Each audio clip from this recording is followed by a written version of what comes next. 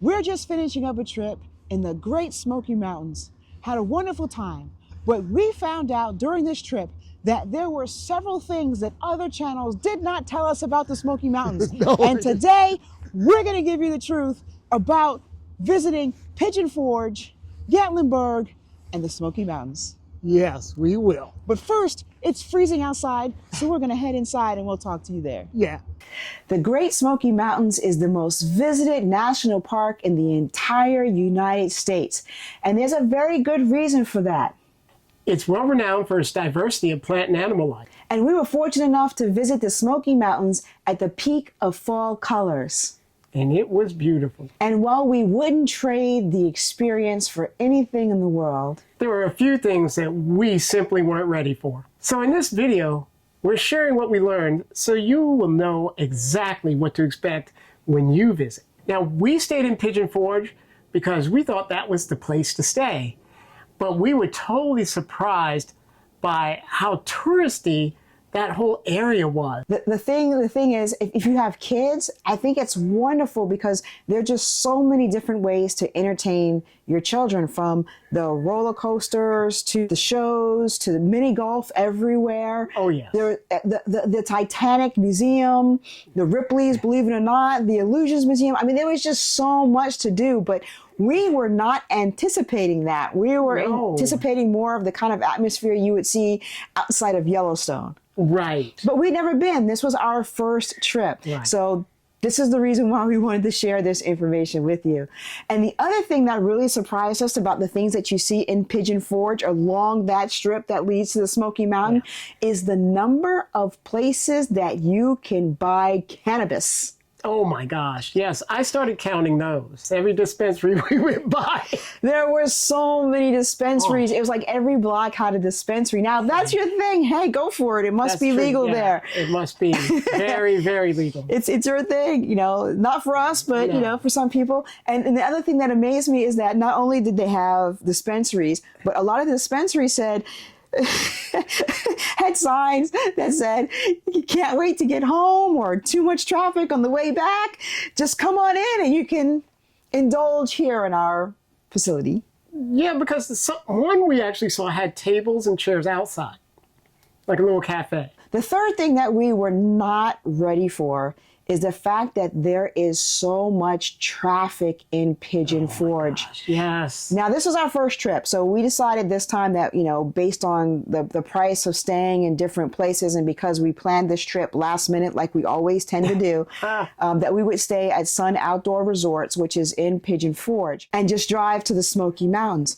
What we did not realize is how long it would take us to go. How many miles was Smoky? Was it from Gatlinburg? Far. It was like 10 miles. Yes, it took in excess of 30 minutes, 45 sometimes. It depended on when you left. One time we left, it said an hour. Now, I think it's important to also let people know that our first day in the Smoky Mountains was a Saturday. So we Yes. traveled there on a Saturday. Do not travel there on a Saturday. No. If you can, go on a weekday, because our other days, our Sunday was very different from our Saturday. And I don't know if because there was a snowstorm warning and people booked or decided not to travel to the Smoky Mountains, which would make perfect sense. Which brings us to the next point, something else that we did not expect. And that is, there is a lot of traffic in the Smoky Mountains. Yeah. Oh my gosh, I was not prepared for that. John was really excited about doing a driving tour. Yes. And that was the Roaring Fork. Yep, Roaring driving. Fork Motor Trail. It looked great in the pictures, and people did videos about it, and it looked wonderful. Yeah, it was different for us. Now, it wasn't horrible. None of this is horrible stuff. No, it wasn't horrible stuff. You know, we feel very fortunate that we got to go and see the things that we saw. And in fact, within the first 5 minutes of entering the park, we saw a black bear, which was amazing. Oh my gosh, yes. So we're going to take the Roaring Fork Motor Trail. And like I said, it looks beautiful back there. We saw the bear. We were so excited because we saw, we were hoping to see more wildlife. And we get on the motor trail. And it's a one-way loop. And it has some pull-offs, but usually the pull-offs can fit 1 or 2 cars, and that's about it.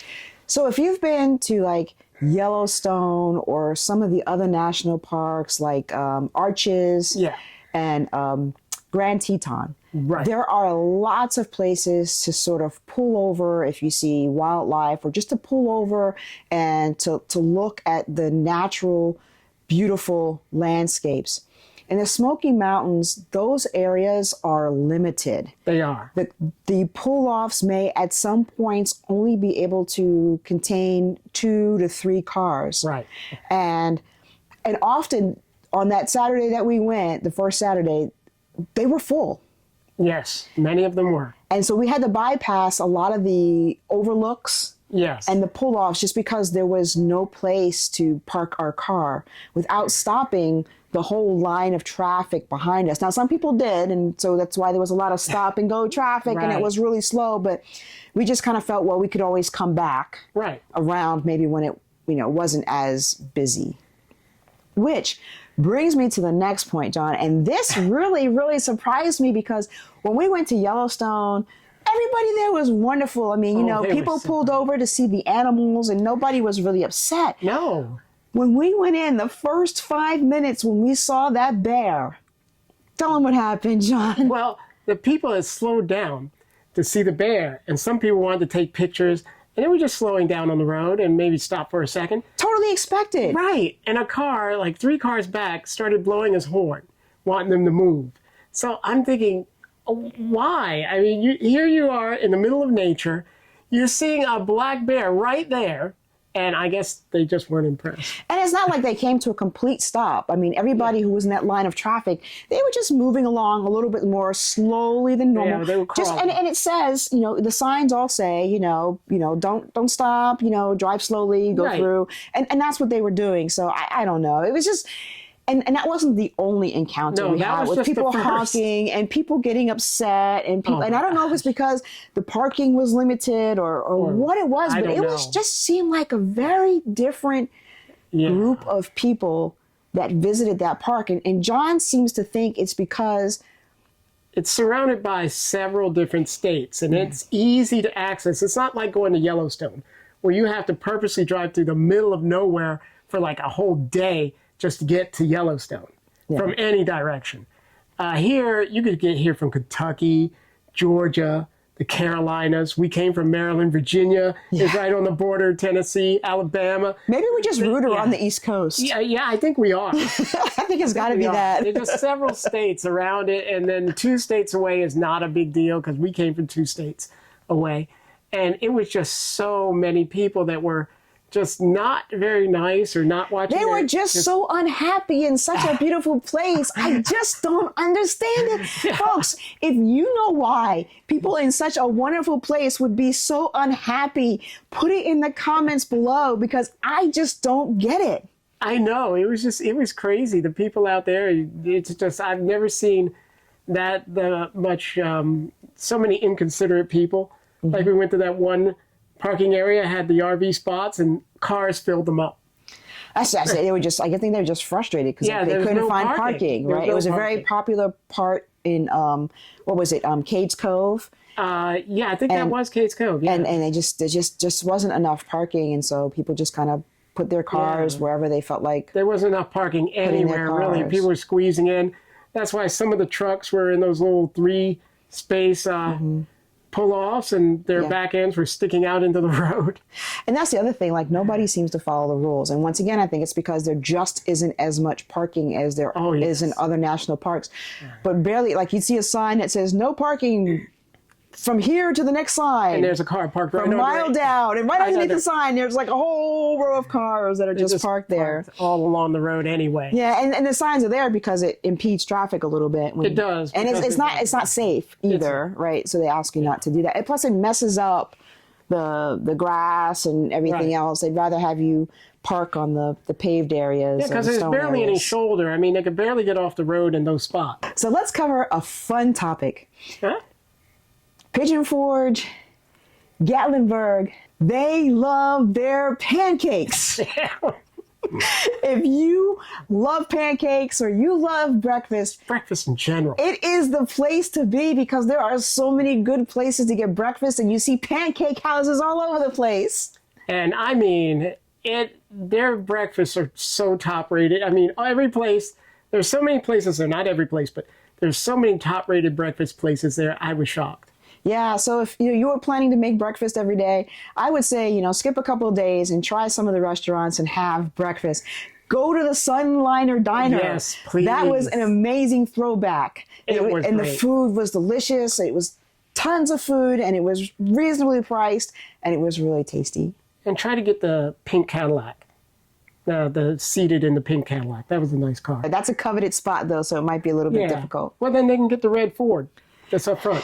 Now, one additional thing that's different about the Smoky Mountains from some of the other national parks that we've been to is that in order to park for more than 15 minutes anywhere, you need to have a parking pass, and you have to pay for that. You can pay for it either daily or weekly. But if you have a handicap placard, you can park there for free. So there's no need to buy the daily pass. You can just park, which I thought was really nice of them. And you can get the passes almost anywhere. Some sites have the machines, like near the visitor center, or you can go into the visitor center and get those. And speaking of visitor centers, there is one visitor center, which actually is not really a visitor center. It's inside the park. It's a welcome center. And it's like when you first get there, when you're going through Gatlinburg. If you're going straight from Pigeon Forge. If you're going straight from Pigeon Forge into that road that goes to Gatlinburg, there's an entrance there, and there's a welcome center there. And I didn't realize this at first, but it's the Gatlinburg Welcome Center. Yes. And it is divided. You wouldn't know walking in. It's one big store. Yes. But on the right-hand side is the Smoky Mountains side, where you have the ranger, and she'll, or he or she will, give you directions or answer any questions that you might have. And there's also the gift shop. But then if you go on the left side, it is the Gatlinburg side. Now, if you want to buy something from the left side, you can't take it to the right side and buy it. You have to buy it on the left side. Yes. And if you're looking at something on the right side, like we did, and then you just kind of walk around and you end up on the left side because you're looking at the souvenirs they have there, and you try to buy it on the left side, they're going to tell you, no, you've got to go back around to the right side. So just something to know if you get there. I thought that was kind of interesting that it seems like one big store, but it's really two. And there's also a lot of really good information there, so be sure to go on there. All your maps are there. All your guidebooks are there. Yep. They do charge for these things, but it's only $1. No. There's inside the store. There's stuff you have to pay for, but when you leave the store, there's a little display there. They do have brochures and you can pick up a bunch of brochures. And speaking of brochures, if you go to the Walmart or some of the other local stores in Pigeon Forge, I don't know about Gatlinburg because we didn't stay there, you can find coupons, so many coupons for dining, for entertainment, for attractions. So stop at Walmart. Stop at these stores and get your coupon books. They must have a couple of dozen stage shows where you get shows with dinner, and they have all these coupons for discounts. And they were great coupons. They were really, really good coupons. Yes. Oh my gosh. We didn't happen to go to any shows. We were going there for the Smoky Mountains. Yeah, that's true. Okay, so the next thing that was kind of a surprise that we didn't realize is the hike to Clingmans Dome. Now, it has a new name, but I can't pronounce that new name. Yeah, I know the name. It begins with a K. I'll put it right here. Yeah. There you go. I'll put it right there. It's a strange name, but I think it's an Indian name. Yeah, I think it is. Yeah. It was uphill for I don't know how far, but So everyone shows you how beautiful the views are from this dome. Every video we watch, we're like, we have got to stop to this dome. And when we got there, the views were spectacular, and you get like a 360 of the Smoky Mountains, and it was just amazing. Yeah. But I gotta tell you, and you need to know this, it is all uphill, and it is very, very steep. It is. There were several people when we were coming down asking, how much further is it? Everybody was asking that. How much? Is it a lot further? Does it go much further? And if you need to, take breaks. There's lots of places to sit. Don't hurt yourself going up. That's probably why they have a defibrillator over there. Yeah, they do. They do have a defibrillator. But it is very steep. It's a paved walk, but it's a very steep walk. And it was a long, I don't remember exactly how long it was. I don't either. If I can find it, I'll put it down in the description, or I'll just put it across the screen. Being as steep as it was, it felt longer than it actually was. It did. It probably wasn't as long as we thought it was, but I'm just telling you, it's very, very steep. Yes. And if you're not used to long walks uphill, get yourself in shape before you go. It was a nice, clear day. Yep, and you could see everything, and I highly encourage. I mean, it's definitely, they're right. It's worth going there. It is. It's just it's a hard trip up there. You work for it. Oh my gosh. So, for me, Gatlinburg seemed like more of the kind of place I would want to stay, even though we stayed in Pigeon Forge. I agree with you because one, it's very walkable. We saw most people were walking. There was a little traffic on the main street, but the side streets were pretty clear. But it's very walkable. There's lots of stores and shops and restaurants. And it's not in your face. No, it's not. And it kind of gives you this feel of like that you would get like, I guess, in a Midwestern kind of town. I felt like it was like a ski town sort of. Yeah, that's perfect. It was like a ski town. Yeah. It was really nice. It was just really amazing. But I think if I were to go back again, I'd either stay in Gatlinburg or at one of those resorts that's just outside the park, like over in that area. In Townsend? Yes, in Townsend. Yeah, so like a lot of people talk about staying in Pigeon Forge or staying in Gatlinburg when they go to visit the Smoky Mountains. But on our way to the Smoky Mountains, we took a little detour because the traffic was just, right. We took the long way, which was shorter than going through the short way. It was through less Pigeon time. Forge. It was less time. Yeah. And we came across a lot of RV parks that were like right there in the mountains. And we also came across some that were right across the street from the Smoky Mountains. Because sometimes if you have a bigger RV, I've heard in other videos that it's really challenging to park your RV there, right? Because you have all the trees and inside the Smoky Mountains and in the campgrounds that they have there, that it can be a bit challenging with a bigger rig.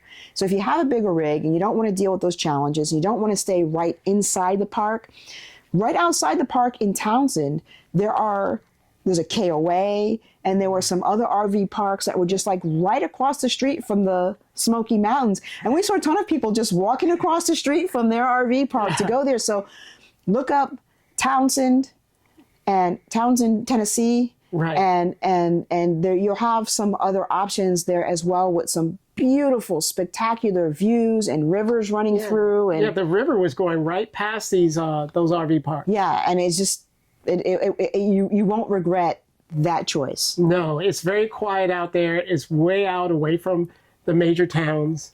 Wasn't that long of a drive from there to Gatlinburg. No, and there's a small town if you need fuel or food, like 15 or so minutes down the road. Oh, that was a cute little town. It was a cute little town. I mean, they had like the real general stores. Yes, they had a nice, huge general stores, huge general store there, a couple of gas stations, a lot of places that sold lots of arts and crafts there. It was pretty nice. Yeah, I really like that. Okay, so was it worth it? Heck yes, John. Yes, it was so worth it. It was so beautiful. It was beautiful. I had such a great time, and I'm so happy. I'm sorry. I'm just like talking over you and everything because I just get so excited about that. It was really nice. After the Saturday, it was great. That Saturday was just hard because we were on these motor trails. We went on to... Well, Sunday was hard on the motor trail, too. That's the motor Cades trails, Cove, yeah. The motor trails were pretty difficult, both Cades Cove and... And I don't think I would do a motor trail. I mean, that's just me, unless it were really off-season. I don't know. I kind of disagree. I think I'd still do the motor trail. Yeah? Because I liked seeing the church. Oh yeah, the church. And I like seeing what the homestead looked like. I love that about the motor. I love the homesteads back there. Yeah. You could see exactly how people lived in the early 1800s in Appalachia, and you could see how they built their homes and their barns and their And you equipment. can go inside of them. And, yes. And that was nice too. And we're going to have a video about our whole trip. You know, we were amazed that people had those skills back then. You had to build your own structures, your own houses. So I wouldn't say don't do them. I would just say don't do them on the weekend if you can avoid it. If you can do them during the week, I think you'll have a much better experience. Yes, not Saturday ever. Yeah. All right, folks. So we're going to put out a video about our trip to the Great Smoky Mountains, share with you everything that we saw and that we did while we were there. That video is not ready yet. When it's ready, we'll have it right here on John's face. In the meantime, YouTube thinks you'll like this video up here as well. Well, actually, maybe I'll switch it. I'll put the YouTube recommends on John's face and the other video right up here. Sure, why not?